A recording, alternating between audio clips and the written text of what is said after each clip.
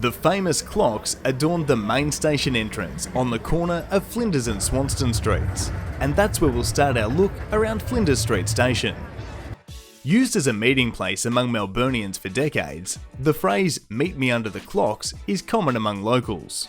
Although there's no seating and it was never intended to be a meeting place, without fail you'll find people sitting on the steps, waiting for a friend, or standing outside swapping Airbnb keys.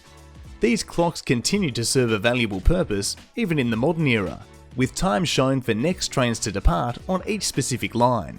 There's 13 clocks at the steps, with 9 across the front and another 4 just off to the left-hand side. Going back to the 50s, you would have also found clocks just like these at both the De Graves and Elizabeth Street entrances. However, as time's gone on, unfortunately these clocks didn't make their way back to the building following upgrade works. With the expansion of the city, additional lines being added to the network and place names changing, the clocks have had some changes to their names over the years. However, the last upgrades were around 10 years ago. As we make our way inside the station, you'll notice a small hole at the bottom of each clock. Prior to them being automated in 1983, a station staffer would manually adjust the clocks for each line after every single departure. It was a literal full-time job with around 600 clock adjustments on the average day. As you make your way up the main steps, you enter the Dome. The Dome's home to Myki machines and ticket windows just before you enter the barriers. Once through, you're greeted with large information screens, ready to point you in your correct direction of travel. These screens are duplicated in multiple places right across the main concourse and are very easily accessible. These days, the eastern side of Flinders Street Station, facing Federation Square, is filled with eateries and convenience stores, available from both the ticketed and non-ticketed areas, making them accessible to both commuters and those passing by on the street. As you make your way down to the platforms, the history of Flinders Street Station certainly isn't lost, with many modern upgrades designed to blend or incorporate existing features.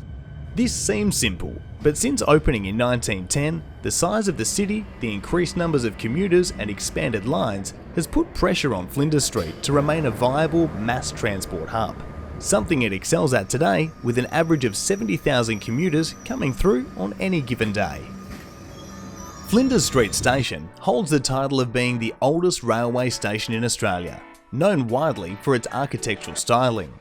Its historical significance is deeply intertwined with Melbourne's growth and development, marking a pivotal point in the city's transport evolution. As we look at the station, you can't help but notice the influence of Victorian architecture. The building was designed by architects James Fawcett and HPC Ashworth, with the station showcasing the grandeur and elegance characteristic of the Victorian era. Intricate detailing, arched windows, and the use of local materials contribute to its timeless appeal. Over the years, Flinders Street Station has undergone several renovations, with modernisation efforts to accommodate the growing needs of Australia's most livable city. While preserving its historical charm, these updates have ensured that the station remains a functional and efficient transportation hub. As we take a look across the platforms, you'll notice the subway stairs, underpass ramps, and stairs to the main station are all consistently positioned, making navigation throughout Flinders Street quite easy. The underpass is being upgraded with additional platform access as part of the Metro Tunnel project, due to be completed in late 2024. As the line approaches Federation Square, the rails run east under Swanston Street. You'll notice the heritage walls supported by strengthening beams, designed to blend as seamlessly as possible with the existing structure. Flinders Street Station services the majority of the metro lines, as well as the occasional V-Line regional service and interstate XPT. As Melbourne's train network continues to evolve, the network currently sees a variety of rolling stock being used, with extrapolis and high-capacity metro trains now becoming the norm. In 2018, the station underwent the largest refurbishment in modern history, with age and weather creating many issues for the heritage-listed building. Issues including water ingress, timber dilapidation, and pests were starting to cause significant damage.